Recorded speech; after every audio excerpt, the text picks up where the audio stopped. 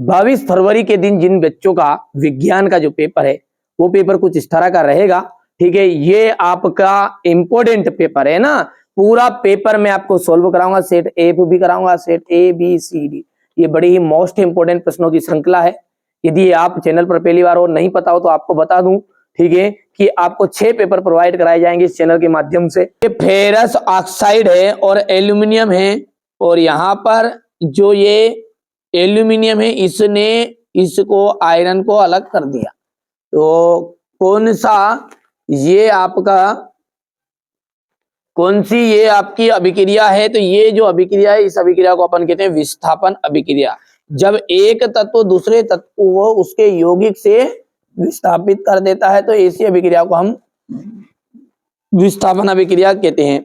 अपच का जो उपचार है, अपच का उपचार करने के लिए किस औषधि का उपयोग करते हैं? अपच का जो उपचार करने के लिए एंटासिड का उपयोग करते हैं। लेंस की क्षमता का एसआई मात्रक डाइऑप्टर। क्या है लेंस की क्षमता का मात्रक? डाइऑप्टर। निम्न में से कौन सी धातु उभयधर्मी ऑक्साइड बनाती है? तो इनमें से जो एल्यूमिनियम है वो आपकी उभयधर्मी ऑक्साइड बनाएगी। मनुष्य में वृक्क एक तंत्र का भाग है, वहां है उत्सर्जन। पराग कोश में क्या होते हैं? पराग कोश में पराग कण पाए जाते हैं। ठीक है भैया। इसके बाद में हम यदि बात करें आगे की, तो यहां से आप देख सकते हैं ये, ठीक है, ये क्वेश्चन नंबर 1 है, ये आपका क्वेश्चन नंबर 3 तक हो गया है। हो गया इतना? चलिए बढ़िया से कंप्लीट करिएगा जो चीजें मैं बता रहा हूं। ठीक है, आप देखिए रिक्त स्थान है, यहां से 2 या 2 से अधिक धातुओं के समांगी मिश्रण को क्या कहते हैं? 2 या 2 से अधिक जब धातुओं का मिश्रण होता है तो उसे हम कहते हैं मिश्रातु, या फिर हम उसका दूसरा नाम है मिश्र धातु। मिश्रातु भी बोलते हैं और मिश्र धातु भी बोलते हैं। तो वे सभी प्रक्रम जो सम्मिलित रूप से जीवों के अनुरक्षण का कार्य करते हैं जैव प्रक्रम कहलाते हैं। क्या कहलाते हैं? जैव प्रक्रम। एक विषाणु जनित यौन रोग का नाम बताइए। एड्स।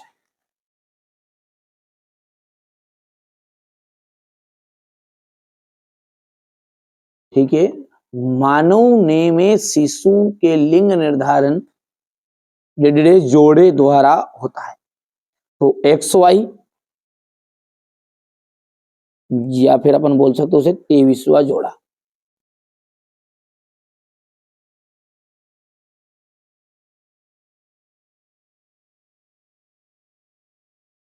तेईसवें गुणसूत्र के जोड़े के द्वारा होता है।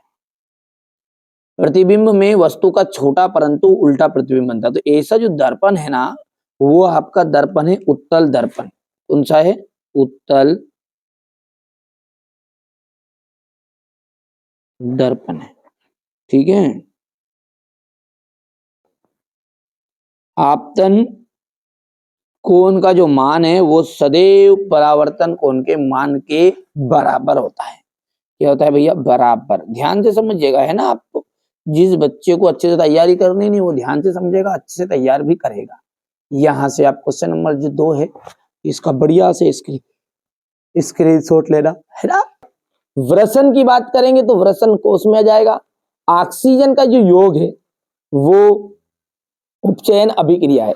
यदि ऑक्सीजन का ह्रास होता, ठीक है, यदि हम यहां पर लिख देते ऑक्सीजन, क्योंकि ये क्या है, ये प्रश्न क्या है, ऑक्सीजन का योग आ जाएगा या फिर ऑक्सीजन का ह्रास आ जाएगा।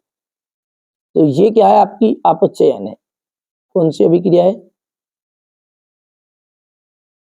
अपचयन। और योग रहेगा तो उपचयन। नेत्र रोग, कम प्रकाश में धुंधला दिखाई देना, और घरेलू विद्युत परिपथ का आपका हमेशा ही समांतर क्रम में वो जोड़े जाते हैं। यहां से क्वेश्चन नंबर 3 जो है ये इस तरह का रहेगा।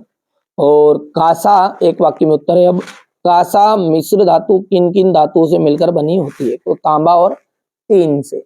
मनुष्य में आयोडीन की कमी से होने वाला रोग है घेंगा रोग। आयोडीन की कमी से होने वाला रोग क्या है?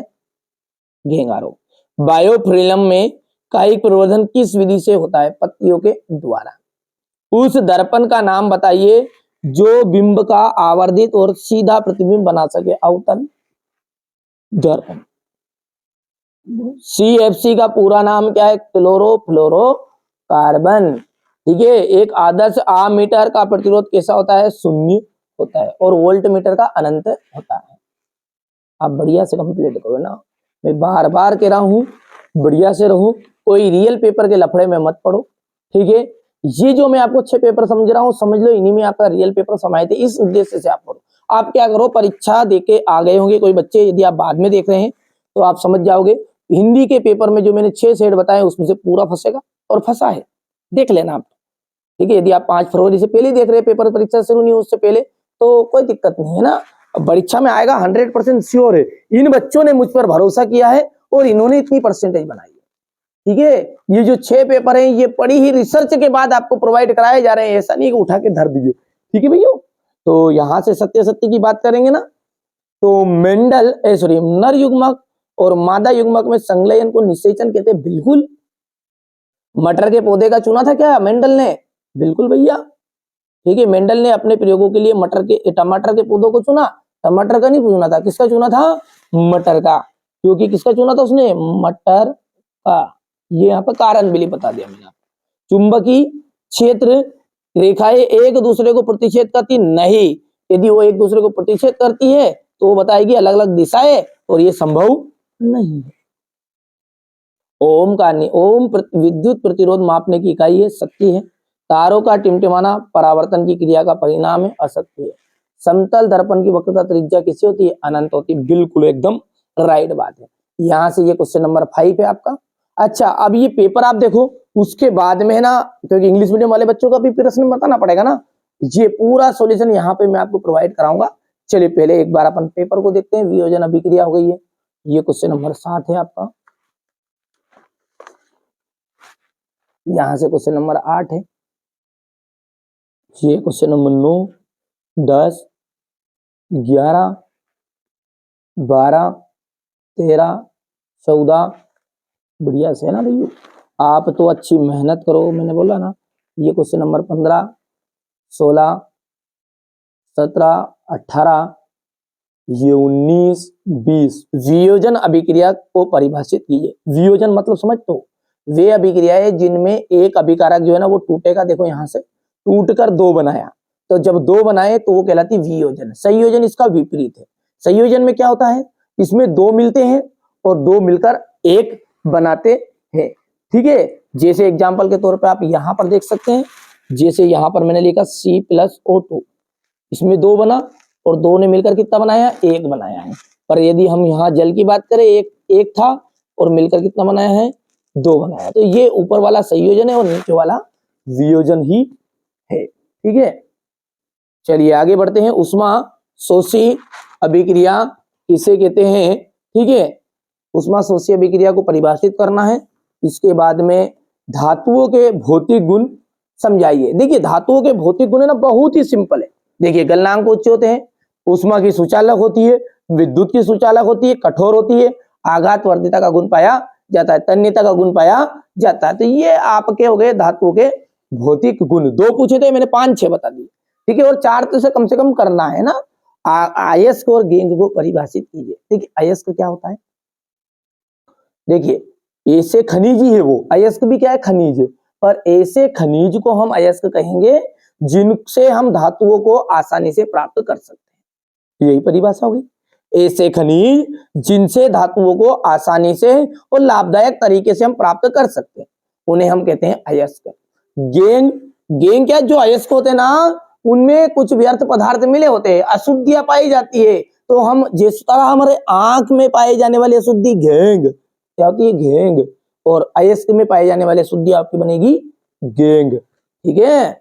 बिल्कुल, आप तो ध्यान से अच्छे समझते जाओ। गेंग का मतलब ही होता है अशुद्धि, और किन में? अयस्क में पाई जाने वाली अशुद्धि। ये रहा आपका क्वेश्चन नंबर 8 है। मेथेन का जो इलेक्ट्रॉन बिंदु संरचना है, ये यहाँ पर थोड़ा सा गलत बना दिया बच्चों ने। इस तरह आपको इलेक्ट्रॉन बिंदु संरचना आपको इस तरह से करनी है। ये आपका है ना, ये इसका एक है, ये एक है, ये एक, ये एक, क्योंकि हाइड्रोजन में एक एक रहेंगे। कार्बन के पास कितने बाबू मेरे सोना? 4 है ना। तो ये हाइड्रोजन जो होता है वो 2 से मिलकर 8 मात्रा प्राप्त कर लेता है, लेकिन कार्बन जो है बाकी सब वो 8 से मिलकर करेंगे। तो देखो 8 मात्रा प्राप्त हो गई। अब इस कार्बन को चाहिए 8। भैया मैंने तेरे को दिया था एक, हाँ दिया था, तो बता था तू भी दे, तो हो गए 2। यहाँ दिया था, हाँ दिया था, ले जा, आओ यहाँ से भी ले लो, यहाँ से भी ले लो, तो 2 या 2 4 2 6 2 8। तो ये लाइन आपकी यहाँ से चित्र में ध्यान से देखना, ये 2 इसके पास हो गए, 2 इसके पास से 4, 2 इसके पास से 6 और 2 ये 8। ये एकदम राइट है ना भैया। स्वापोषी पोषण किसे कहते हैं? ऐसा पोषण जिसमें जीव अपना भोजन स्वयं बनाता है, ठीक है, स्वापोषण कहलाता है। और उदाहरण आप लिख सकते हैं,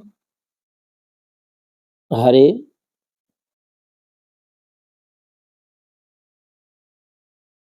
पौधों में पाए जाने वाला पोषण।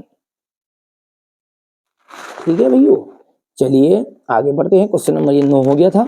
मनुष्य भोजन में के पाचन में लार की भूमिका, तो ये हो गया आपकी, थोड़ा सा छोटा कर दूं, ये देखिए। इसके बाद में ये पुष्प का नामांकित चित्र है, ये मैं सेपरेट वीडियो में आपको चित्र बता दूंगा, है ना। थोड़ा से बच्चों ने जल्दबाजी में, लेकिन मेरे को भी आपको जल्दबाजी है, नोट से रहेगी। चित्र एक बार के कई प्रश्न ऐसे हैं कि आपको यूट्यूब पे मिल जाएंगे, पुष्प का चित्र का नामांकित चित्र मिल जाएगा।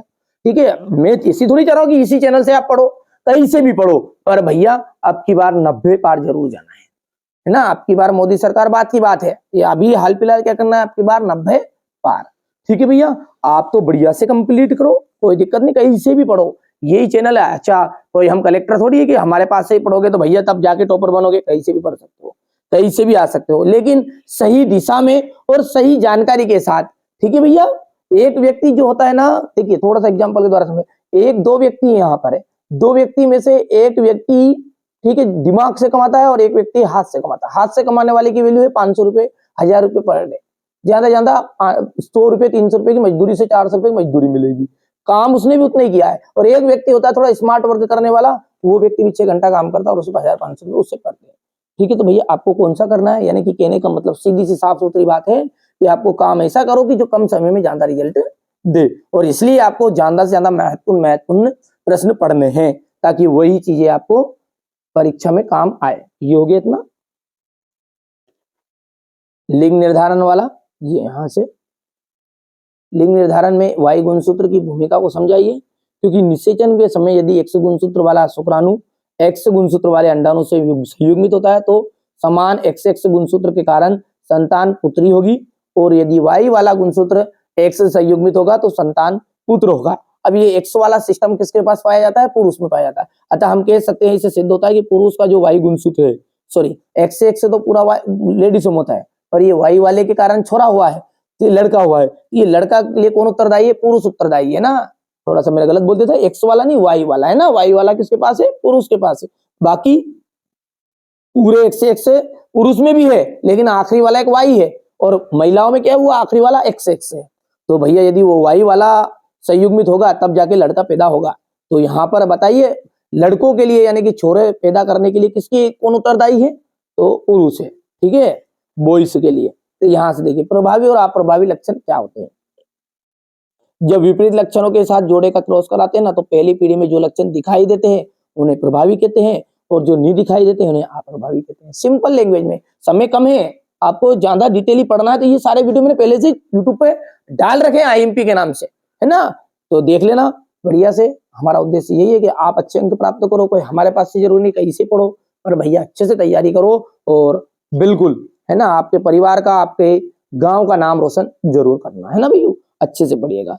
और परावर्तन के नियम, आपतन कोण का मान जो होता है वो सदैव परावर्तन कोण के मान के बराबर होता है। आपतित किरण, परावर्तित किरण और आपतन बिंदु पर अभिलंब, ये तीनों एक ही तल पर स्थित होते हैं। वाहनों में उत्तल दर्पण को पश्य दर्पण के रूप में विदिता क्यों देते हैं, यह क्यों होता है?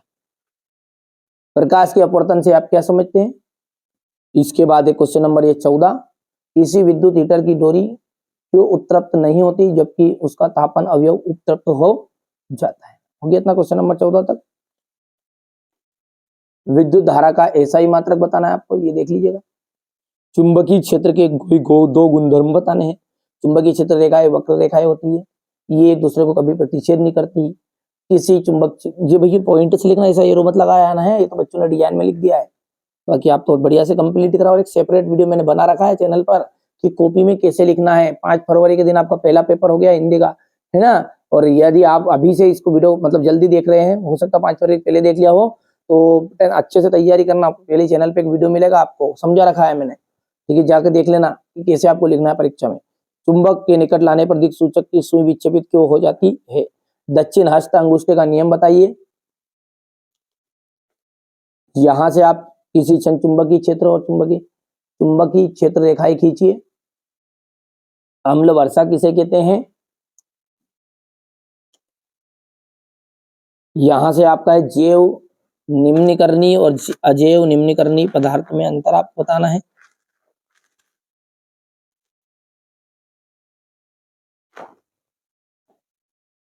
ठीक है, जैसे चाय का उपयोग करने के बाद बची गई पत्ती, सब्जी के छिलके, ये सारे के सारे क्या है, सूक्ष्म जीवों के द्वारा आसानी से विघटित हो जाते हैं। इधर पॉलिथीन है, कांच है, ये फलाना ढिमका है। बढ़िया से आपको कंप्लीट करना है ना। ये हो गया आपका यहाँ से क्वेश्चन नंबर 4 तक। ये क्वेश्चन नंबर 18 है आपका। रेडॉक्स अभिक्रिया किसे कहते हैं?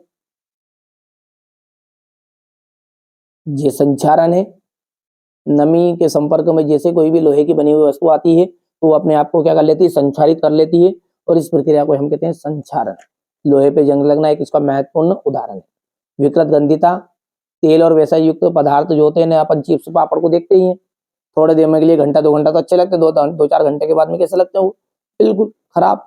तो ये आपको विकृत गंधिता का ही उदाहरण देखने को मिलेगा ये चीजें। और ये तंत्रिका तंत्र ने न्यूरॉन का नामांकित चित्र आपको बनाना है। जरूरी नहीं ऐसे ही बनाओ, आप किस तरह से सर्च भी कर सकते हो। बहुत सारे अच्छे अच्छे चित्र आपको यूट्यूब पर देखने को मिलेंगे। यूट्यूब जो है सीखने का सबसे अच्छा प्लेटफॉर्म है ना। बढ़िया से आप तो कंप्लीट करो। मानव मस्तिष्क के कोई 3 कार्य यहाँ सोचने समझने के लिए की शक्ति प्रदान करता है। प्रामस्तिष्क तंत्रिका तंत्र, ठीक है, कौन पर नियंत्रण रखता है? मस्तिष्क ऐच्छिक पेशियों पर नियंत्रित रखता है। अनुमस्तिष्क शारीरिक संतुलन को बनाए रखता है। तारे क्यों टिमटिमाते हैं? ये आपका यहाँ से देख सकते हैं। बहुत ज्यादा दूरी पे है, इसलिए वहां से जो आने वाली प्रकाश की किरणें उनको भी अलग अलग परतों में गुजरना पड़ता है। जैसे मेरा ये पेन हिल रहा है ना, ऐसे वो परत, वो जो प्रकाश की किरण है उसको घूमना पड़ता है। पहले आपकी ये सारी चीजें मैंने समझा रखी है चैनल पर पहले से। आप सर्च करो प्रश्नों को, बिल्कुल मिलेगा, है ना। इससे अंतरिक्ष यात्री को आकाश नीले की अपेक्षा काला क्यों दिखाई देता है? प्लास्टर ऑफ पेरिस का, ठीक है, रासायनिक नाम और सूत्र लिखना है। उपयोग भी देखिए, प्लास्टर ऑफ पेरिस का सूत्र क्या है? कसो नट कुड़ो पानी। कासो, कितने नट कसने? 4 नट कसने। और कितना पानी कुड़ना? आधा लीटर पानी कुड़ दो, सीधी सी बात है। कसो नट कुड़ो पानी, ये चीज मैंने समझा रखी है, टाइम बर्बाद ज्यादा नहीं करना चाहता, ठीक है। बेकिंग सोडा और यहाँ से इसके उपयोग हो जाएंगे। धोने के सोडे के उपयोग। साबुन और अपमार्जक में अंतर, यहाँ से आपको साबुन और अपमार्जक में अंतर कंप्लीट करना है।